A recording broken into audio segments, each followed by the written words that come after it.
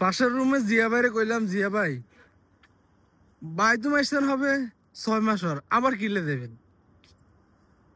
জিয়া ভাই আমারে কয়, বাইরে যে চাকরি করি বাড়ি গাড়ি কিছু তো করতে হিতার ন, একটু এনজয় করি লই। এই জন্য উনি 6 মাস পর আবার দেশে চলে গেছে। কথাটা আমার অনেক ভালো লাগছে।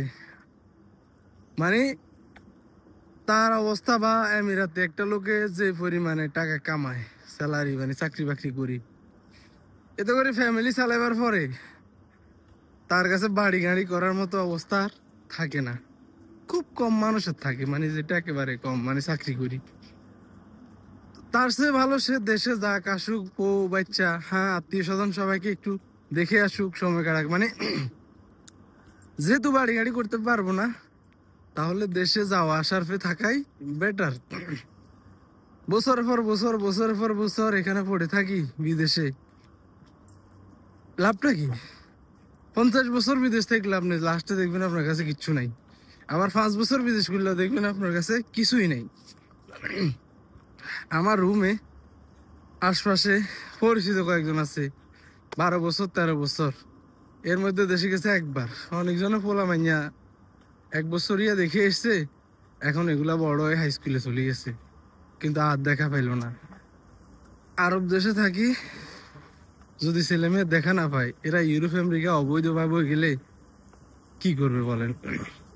এর ফাঁকে অনেকের বাপ মরে গেছে, মা মরে গেছে, তাও দেখতে পারে নাই। তো এখানে কি কোটি কোটি টাকা ইনকাম করে ফেলতেছে হুদা, জিরো জিরো এখানে পড়ে আছে, জিরো কামাইতেছে, কিন্তু ফ্যামিলি চলতেছে, নিজে খাইতেছে, জীবন সুন্দর, সেভিংস নাই। তার চেয়ে ভালো কি প্রত্যেক বছর না পাইলে 2 বছরে, এর বেশি 2 দিনও করা উচিত না। দেশে গিয়ে 1 মাস থেকে আসা হইলেও ভালো। দেশে যাওয়া আসা করা প্রত্যেক মানুষেরই ভালো, এতে করে দেশের মানুষের প্রতি, দেশের প্রতি, আত্মীয় স্বজনদের প্রতি মায়া মহব্বত বাড়ে। আর মায়া মহব্বত বাড়লেই তো টাকা পয়সা ইনকাম করলে বাড়ির দিকে মানুষের মন থাকবে। বছর পর বছর পড়ে আছে বিদেশে, দেশের প্রতি মায়া নাই, মানুষের প্রতি আন্তরিকতা নাই, টাকা পয়সা দিতে মন চায় না। হ্যাঁ, এগুলো ঠিক না। প্রত্যেক প্রবাসীরই উচিত দেশে যাওয়া।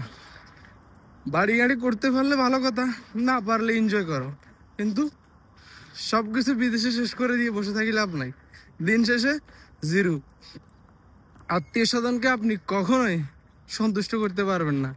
1 বছর বিদেশ থাকেন আর 100 বছর বিদেশ থাকেন, আপনার উপর মানুষ অসন্তুষ্ট থাকবেই। সো নিজেকে শান্তি দেন, নিজে এনজয় করুন। জীবন একটাই, বারবার পাবেন না। এটা আমার প্রবাসী ভাইদের উদ্দেশ্যেই বলা।